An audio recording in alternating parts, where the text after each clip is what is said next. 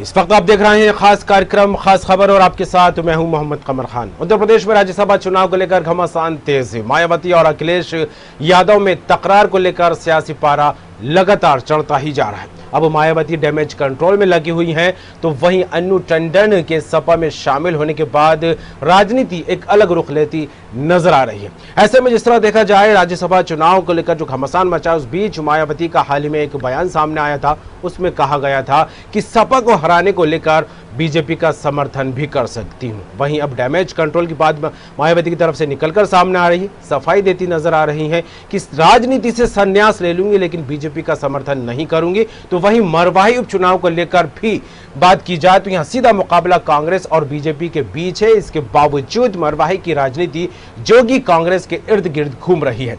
मरवाही उपचुनाव में जैसे जैसे मतदान की तारीख करीब आ रही है, दोनों ही राजनीतिक दल कांग्रेस हो या फिर बीजेपी एक दूसरे को मात देने में कोई कोर कसर नहीं छोड़ रहा है। वहीं जोगी कांग्रेस को प्रत्यक्ष रूप से तो चुनाव से बाहर है ही, लेकिन उनकी मौजूदगी का एहसास दोनों ही पार्टियां लगातार कराती दिखाई दे रही हैं। फिलहाल देखने वाली बात होगी कि मरवाही में क्या कुछ समीकरण बनते हैं। तो वहीं राज्यसभा को लेकर सपा और बसपा में जो तकरार सामने आ रही है, उसके क्या कुछ मायने, इसी पर करेंगे बात खास खबर में।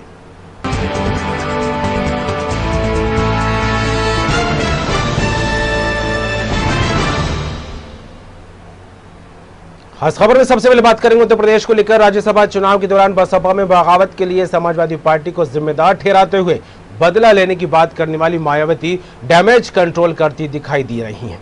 एमएलसी चुनाव में सपा को हराने के लिए बीजेपी को वोट डालने वाले बयान के बाद मायावती ने कहा है कि उनके इस बयान को समाजवादी पार्टी और कांग्रेस मुसलमानों को भड़काने का काम कर रही हैं। उन्होंने मुसलमानों को आश्वासन दिया है कि वे राजनीति से तो संन्यास ले सकती हैं, लेकिन भविष्य में बीजेपी से कभी गठबंधन नहीं करेंगे। वहीं सपा अध्यक्ष अखिलेश यादव भी बसपा सुप्रीमो मायावती पर लगातार पलटवार कर रहे हैं। अखिलेश का कहना है कि हमारी किसी से भी दुश्मनी नहीं है। 2019 के लोकसभा चुनाव में हमने भाजपा को रोकने के लिए गठबंधन किया था, हमने यहां पर उन्हें कमजोर किया। अब बसपा ये कह रही है कि हमने उन्हें धोखा दिया है। इधर उत्तर प्रदेश में दल बदल का सिलसिला भी जारी है। करीब एक दशक से ज्यादा समय कांग्रेस में गुजारने के बाद अन्नू टंडन ने अपने समर्थकों के साथ अखिलेश यादव की मौजूदगी में समाजवादी पार्टी की सदस्यता ले ली है। उन्होंने कहा, मेरे सपा में शामिल होने का कारण अखिलेश यादव खुद हैं। उन्होंने अपनी सरकार में जितना काम किया उससे ज्यादा करना संभव नहीं था। अखिलेश फिर से मुख्यमंत्री बने, यही मेरा मकसद है। वहीं अखिलेश यादव ने अन्नू टंडन और उनके समर्थकों का स्वागत किया और कहा कि उन्नाव का सांसद रहने के दौरान उन्होंने गरीबों के लिए बहुत काम किए। उन्होंने कहा कि प्रदेश की भाजपा सरकार गरीबों, दलितों और पिछड़ों का जितना नुकसान कर रही है उतना कभी किसी ने नहीं किया है। जनता भाजपा से नाराज है और आने वाले चुनाव में जनता का गुस्सा नजर आएगा और पता चल जाएगा कि जनता क्या चाहती है।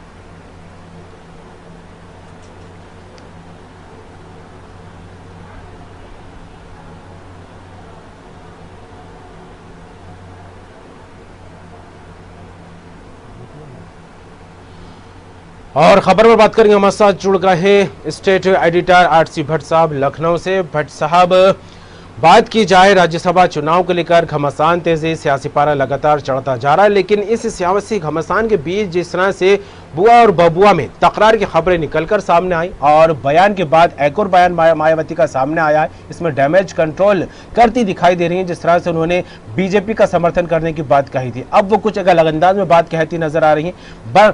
दिन बदल रहे हैं, बयान बदल रहे हैं, क्या कुछ मायने निकाले जाए इसके? कमर, निश्चित रूप से दिल बदल रहे हैं। जो मायावती समाजवादी पार्टी के साथ मिलकर 2000 खासतौर पर अगर हम देखें तो 19 में लोकसभा के चुनाव लड़े महागठबंधन के तहत, अब वो दूरी कितनी लग रही है कि राज्यसभा के चुनाव में साफ तौर पे देखने को मिल रहा है। जिस तरह से तकरार सपा बसपा की बढ़ रही है, क्योंकि उत्तर प्रदेश में 2022 में विधानसभा के चुनाव होने हैं।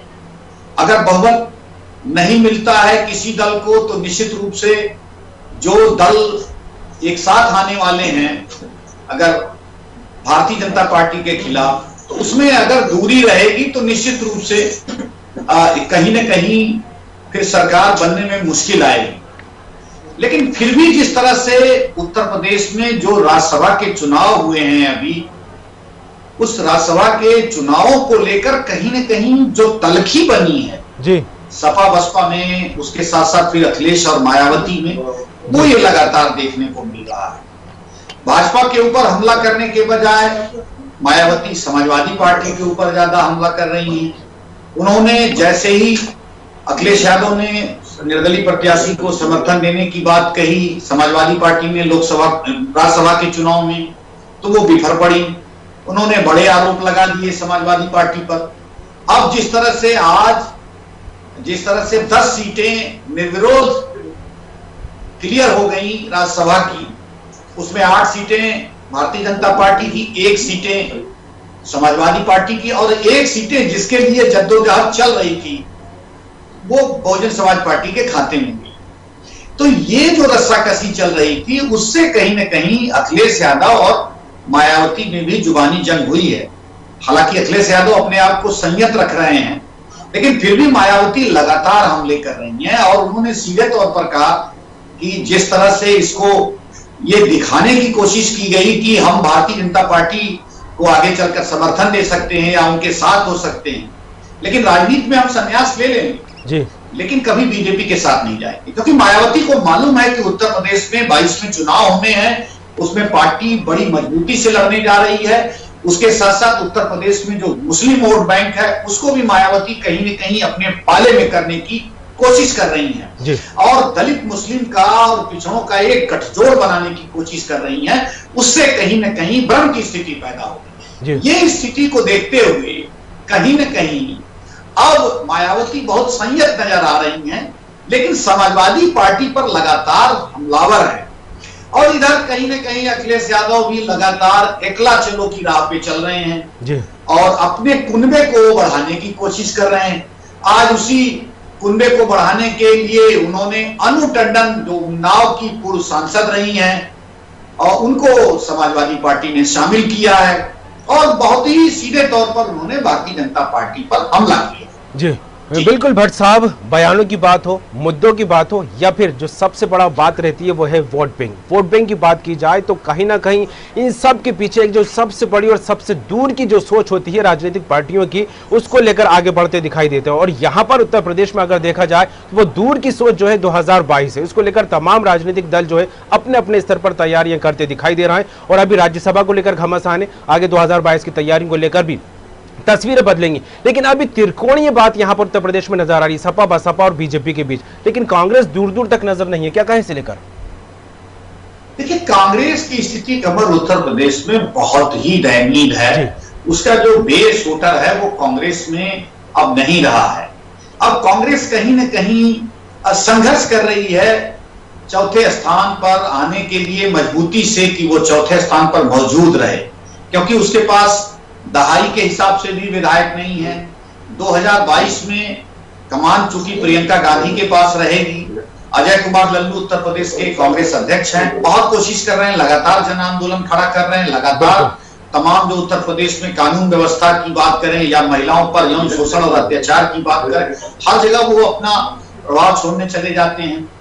लेकिन कांग्रेस संघर्ष की स्थिति में है और निश्चित रूप से उत्तर प्रदेश में जब आगे विधानसभा के चुनाव होंगे, ये 4 पार्टियां मजबूती से लड़ेंगी, भारतीय जनता पार्टी, समाजवादी, बहुजन समाज पार्टी और कांग्रेस जी। और इसके साथ साथ विपक्ष बिखरा हुआ है और इसका फायदा कहीं न कहीं कमर भारतीय जनता पार्टी को मिल रहा है।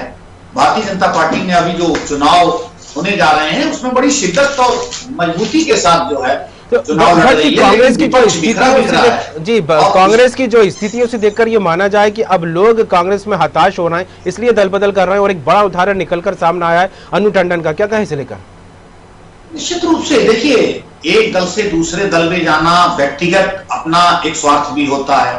अनु टंडन उन्नाव से सांसद रही हैं, कांग्रेस पार्टी से उन्होंने चुनाव लड़ा था, लेकिन अब समाजवादी पार्टी में है क्योंकि उनको लगता है कि कांग्रेस में कोई भविष्य नहीं है उनका। आने वाले 2024 में जब लोकसभा के चुनाव होंगे या फिर 2022 में विधानसभा के चुनाव होंगे तो कोई बहुत उनको वहां लाभ नहीं दिख रहा था। उन्होंने अखिलेश यादव के नेतृत्व को स्वीकारा तो आज उन्होंने जब वो शामिल हुई है तो उन्होंने अखिलेश यादव को यंग लीडर बताया है और बहुत तारीफ की है उन्होंने उनके कार्यकाल के बारे में, उनके विजन के बारे में। इन तमाम चीजों पर उन्होंने प्रकाश डाला है और काफी कुछ उनके लिए जो है कसीदे पढ़े हैं। तो अपना अपना स्वार्थ होता है, दूर की राजनीति होती है स्वयं के लिए, क्योंकि वो उन्नाव में लगातार सक्रिय रही हैं। उनको लगता है कि उन्नाव में एक सफल पृष्ठभूमि के साथ साथ क्योंकि सांसद रही हैं, तो आगे भी जो है एक मजबूत स्थिति बनाई जा सकती है और आज वो समाजवादी पार्टी में शामिल। चलिए, बिल्कुल जुड़ने के लिए, तमाम बात के लिए भट्ट साहब आपका बहुत बहुत शुक्रिया। लेकिन जिस तरह देखा जाए उत्तर प्रदेश में 10 राज्यसभा सीटों को लेकर सियासी सरगर्मियां लगातार तेज होती जा रही हैं, वो भी तब जब समीकरणों के हिसाब से बात की जाए तो स्थिति काफी स्पष्ट है। इन 10 में से 8 सीटें जो हैं बीजेपी के पक्ष में है, तो वहीं एक सीट जो सपा के खाते में बच रही एक सीट को लेकर पूरा घमासान देखने को मिल रहा है उत्तर प्रदेश में। और ऐसे में मायावती ने जिस तरह से अपना कैंडिडेट मैदान में उतारा, उसके बाद से उनके 6 विधायक बगावत करते नजर आते हैं, सपा से मिलते दिखाई देते हैं। और जो सियासी सरगर्मियां तेज हुई हैं, उसके बाद मायावती का एक बयान आता है कि सपा को हराने के लिए जो है बीजेपी का समर्थन कर सकती हैं। तो अब डैमेज कंट्रोल की बात सामने आ रही है। बसपा में से खुद मायावती ये बात कहती नजर आ रही है कि राजनीति से संन्यास ले लूंगी, लेकिन बीजेपी को समर्थन नहीं दूंगी, उसके साथ गठबंधन नहीं करेंगे। अब फिलहाल देखने वाली बात होगी राज्यसभा को लेकर बुआ और बबुआ में, यानी बसपा और सपा में जो तकरार जारी हुई है, उसका आगामी दिनों में क्या कुछ असर देखने को मिलता है और क्या कुछ तस्वीरें सामने आती हैं। और अब इसके बाद बात करें